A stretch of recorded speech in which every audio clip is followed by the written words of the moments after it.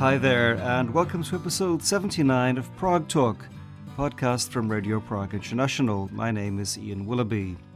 My guest this time is Ethan Scheiner, author of a newly published book on a fascinating moment in the country's modern history, Czechoslovakia's victories over the USSR at the 1969 Ice Hockey World Championships, just a year after Soviet tanks had rolled into the country. Those games and the riots they sparked in Prague and elsewhere are a central theme of Ethan's just-published book, Freedom to Win. And I spoke to Ethan Scheiner for episode 79 of Prague Talk.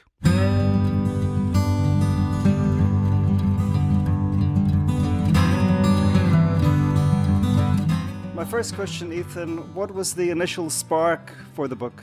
I have a long history of working on things other than Czechoslovakia and Cold War politics.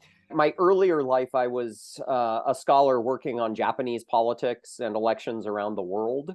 I had always been a big sports fan, and for some reason, I thought I could somehow translate that into a class on politics and sports. And then when I sat down to actually teach the class in 2016, I suddenly realized, oh my gosh, I don't really know what I'm going to be doing here. And as I got a few weeks into the class, I started to get really stressed out trying to figure out content. What am I going to teach my students? And one night I couldn't sleep. I was so terrified of the lack of, the blank page in front of me. And I started Googling, what can I find that's interesting on the Cold War? And I came across this book that was about men who had defected from the Eastern Bloc to play hockey in North America. And the book opens with the incredible story of the Soviet Union invading Czechoslovakia in 1968, these extraordinary hockey matches that follow where it's the one chance that the country feels to fight back, and then the hockey riots, the riots that ensue.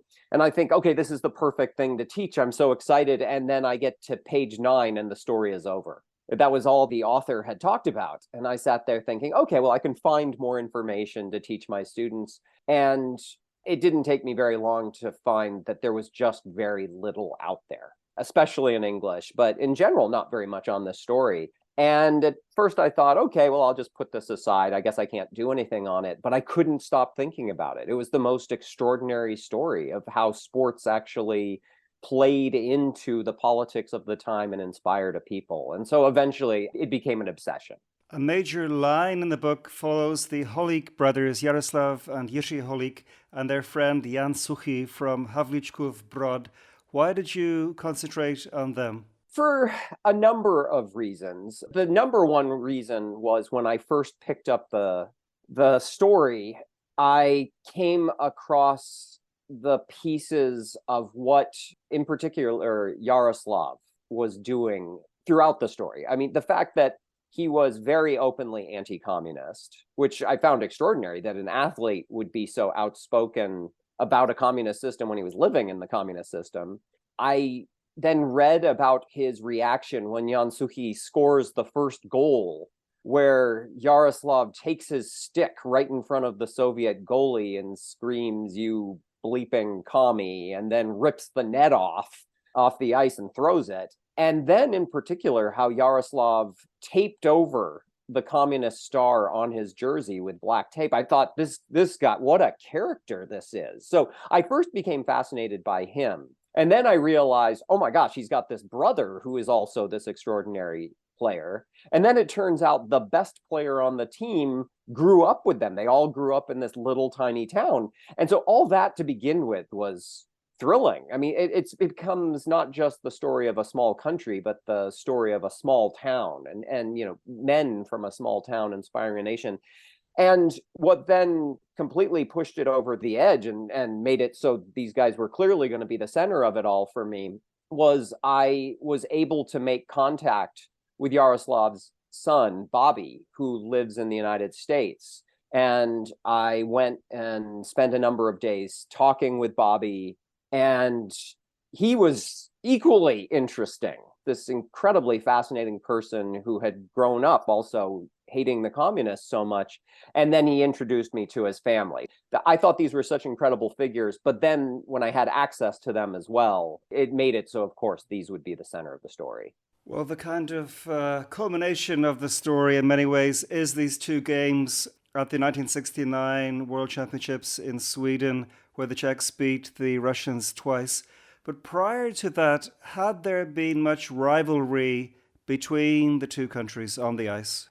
Yes and no. I mean, part of the story that I find fascinating as well is that it was through my initial research. I hadn't realized until I dug down that Czechoslovakia had been perhaps the great European power in the early post-war period in ice hockey, and had actually gone the top Czechoslovak team went and trained the Soviets, and the Soviets learned a lot about hockey from them. But there was sort of there was a sense of them working together early on. But then in 1950, with Czechoslovakia's team, the national team, being imprisoned, and then the Soviets jumping up and becoming the world's great national team, in a sense, there was a rivalry that got established, but not the way you'd usually think. I mean, in that Soviet Union was destroying Czechoslovakia, but people in Czechoslovakia thought that the reason the Soviets were constantly winning was that Czechoslovakia was not permitted to win, that they were being forced to lose, that they had to lose on purpose.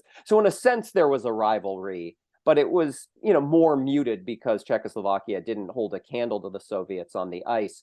But then in 1967, one of my favorite stories is when the two squads face off in the World Championships. Led by Yaroslav Holik, the championships end with a massive brawl between the two countries, right as things are starting to get a bit more tense between the countries in general. So yes, that rivalry really got going in 1967, got kicked up even more as they fought on the ice in 68, and then was a whole completely different level by 69. Well, I hardly need to say why the ante was up so much by 1969. Even Alexander Dubček called the Russia Games a replay of a lost war. Isn't that an extraordinary line? Yes, that he said that really points to what these hockey matches meant. The two games were on the 21st of March. The first one, Czechoslovakia won 2-0. The second one was a week later, and Czechoslovakia won 4-3 in that one. Is it the case that there were riots only after the first game or one of the games? So there were not riots after the first game. After the first match, a number of people took to the streets. There was extraordinary excitement, just general celebration over the success of Czechoslovakia in the first match against the Soviets. After match number 2, that's where things really went wild. So first it was 500,000 people in the streets celebrating. Before long, though, this celebration morphs into something more, where any town in which Soviets were barracked, there became riots. There became locals who were tossing bricks at the barracks, lighting things on fire and throwing them, and generally trying to smash all things Soviet, with the most significant piece being the Aeroflot, the Soviet airline office in Wenceslas Square, where the office gets destroyed. And to this day, there's disagreement over whether this was a false flag operation, perhaps led by the secret police, or was in fact sincere. I don't think this has been really decided what was exactly going on there. But yes, this became really serious set of riots. There are so many fascinating details in the book. One that really struck me was that the famous Czech actress Jiřina Bohdalová was somehow on the bench in Sweden, at least for the first game. What was that all about? I'm used to all the exciting parts about the games, the very gripping, moving pieces about the invasion, but there's some really funny pieces as well. Yes, she had been good friends with the hockey players and had been, sort of the number one fan of the team, and had previously traveled and sat on the bench. Well, in 1969, the captain of the team, Josef Glonka, snuck her into the arena. In some cases, he pretended she was his wife. At another time, he pretended she was a nurse trying to help the team. She sat on the bench. At one point, a player, Josef Augusta, had a button fall off of his coat. And for good luck, he asked her to hold on to it. But the problem was she was already holding her thumbs together for good luck. So she couldn't hold the button with her hand. So she stuck it in her mouth for good luck. And then she became worried that the team might score a goal and she would get incredibly excited and swallow the button.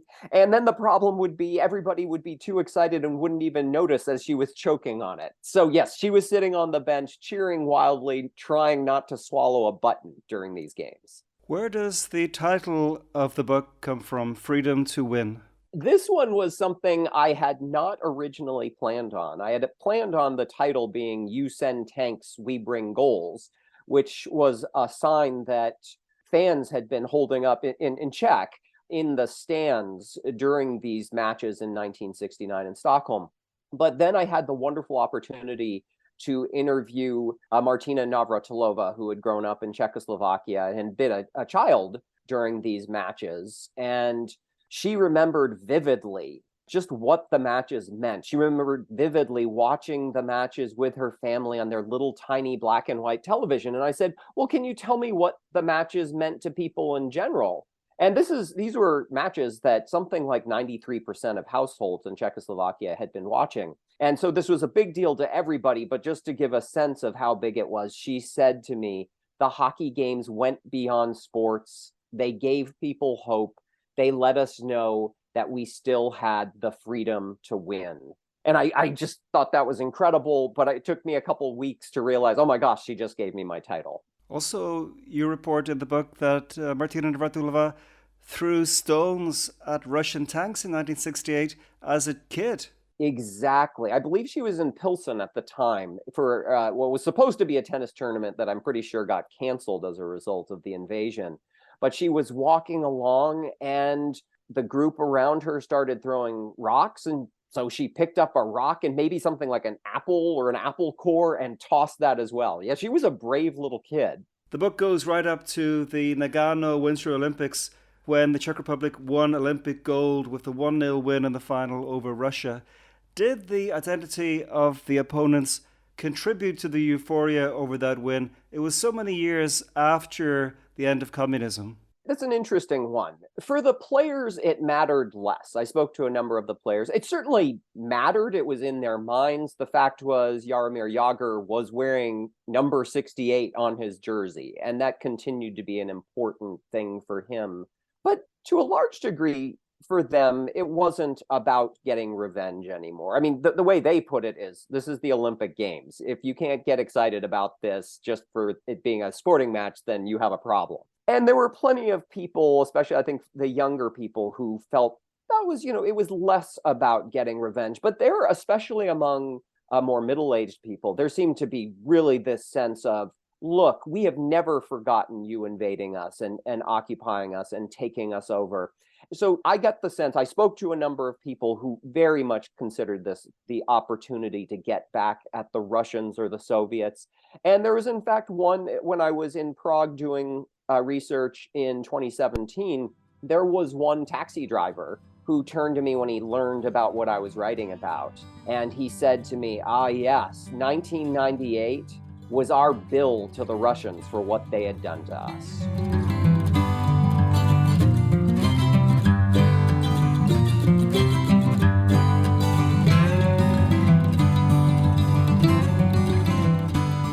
And I spoke to Ethan Scheiner for Prague Talk remotely. He was in California in June 2023.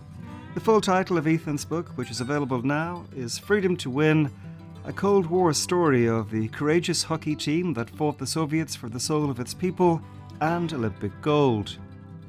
Prague Talk is a podcast from Radio Prague International. This has been episode 79, so there are, of course, many other editions out there.